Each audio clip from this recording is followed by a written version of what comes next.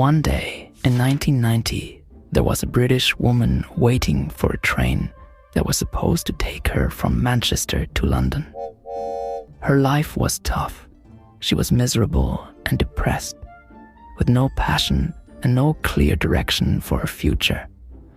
While she was waiting, an idea came to her. This idea didn't just change her life, it also changed the lives of millions of people. Whoa, but what was this idea? The idea she had was to write about a school of magic. Since her train was delayed by 4 hours, she had time to start thinking about how she could turn that idea into a book.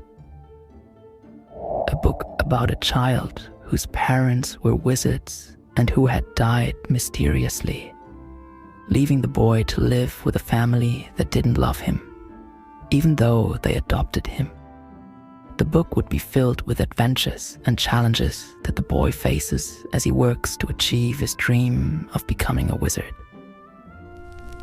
That woman was J.K. Rowling. 5 years later, Rowling finished her first book. She called it Harry Potter and the Philosopher's Stone.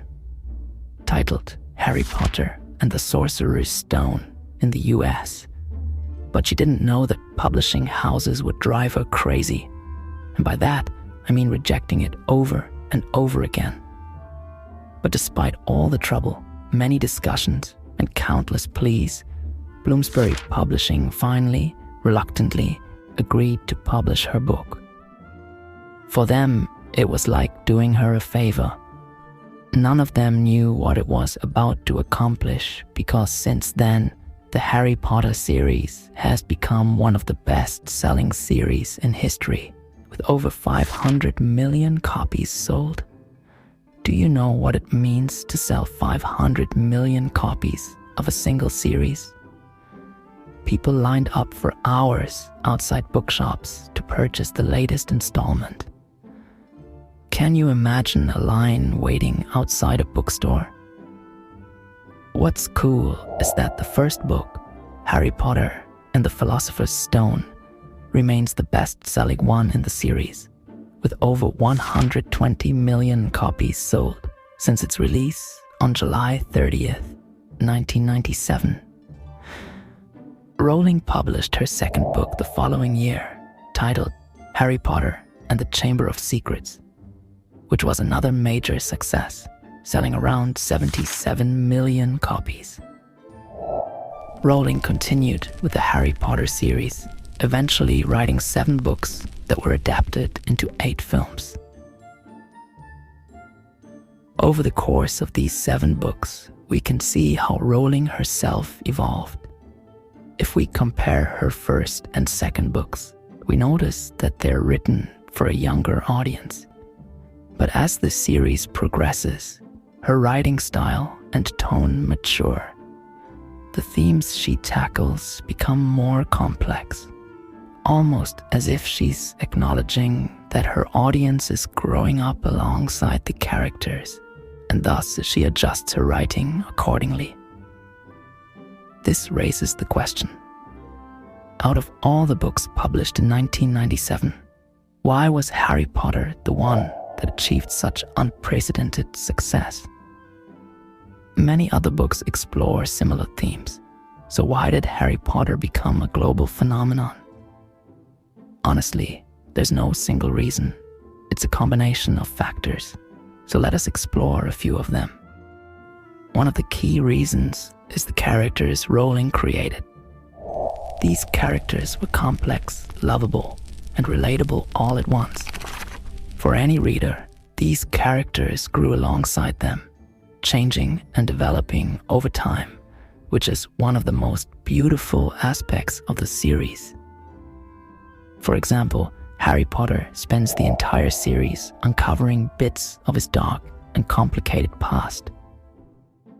Early on, we see him as an orphan, living with a family that neither loves nor wants him. As the series progresses, we see Harry's personality and emotions evolve in response to the events in his life. It was as if we were growing and changing alongside him. seeing the world through his eyes. This is why so many readers say that the series changed their lives. It allowed them to experience Harry's reactions to difficult situations and relate to his struggles. Next, we have Hermione Granger. Hermione is intelligent, calm, logical, and often the one trying to keep Harry and Ron out of trouble. Despite her brilliance, she's bullied for being a Muggle-born, which means having non-wizard parents. Throughout the series, we see her striving to fit into a world that doesn't always accept her, which made readers sympathize with her and love her even more. Then there's Ron Weasley. Ron is a loyal and one-of-a-kind friend, though often reckless and unaware of the consequences of his actions. At first glance, he may seem simple compared to Harry and Hermione, but in reality, he's a deeply complicated character, full of quirks and struggles.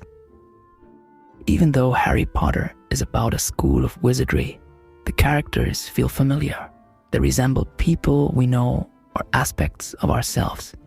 This makes the book relatable and keeps readers invested in the story. Speaking of school, how could I forget telling you about Hogwarts? You and I both know that many people don't particularly like school. Ask any kid on the street if they like school, and they'll probably say no. But Rowling cleverly used this to her advantage by making Hogwarts a school for wizards. Who wouldn't be excited to dive into a world of magic where instead of studying math or biology, you're learning spells, magical creatures, and the history of wizardry? That concept alone was enough to captivate kids and teenagers, pulling them into the world of Harry Potter's adventures. But Hogwarts isn't just a school for learning magic. Rowling created internal conflicts by introducing the 4 houses: Gryffindor, Slytherin, Ravenclaw, and Hufflepuff. Each house had its own unique history and values, encouraging readers to pick their favorite and cheer for them. Most fans easily sided with Gryffindor, as our 3 main characters, Harry, Hermione, and Ron, belonged to that house, which valued courage, bravery, nerve, and chivalry. Now, I've talked a lot, and I'm running out of breath, but we still haven't fully answered the question: why do we love Harry Potter? And why do people continue to immerse themselves in its world today? Is it because we relate to the characters? Because we wish we could study at Hogwarts? Is it our desire to learn magic?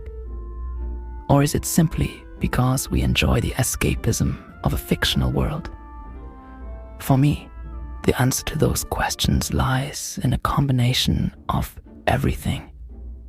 We connect with the characters because they feel real, despite being in a fantastical world.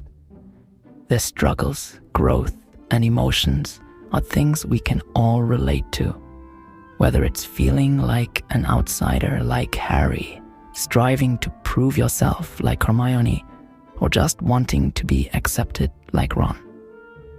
At the same time, the magical world Rowling created allows us to escape into a place where anything is possible, where we can imagine learning magic, flying on broomsticks, and exploring hidden mysteries. Hogwarts, with its wonder and dangers, is a school we all wished we could attend. So, it's not just one reason that makes people love Harry Potter. It's a combination of relatable characters, a richly imagined world, and the excitement of magic that continues to captivate readers. But guess what? It's your turn now to tell me, why do you like Harry Potter?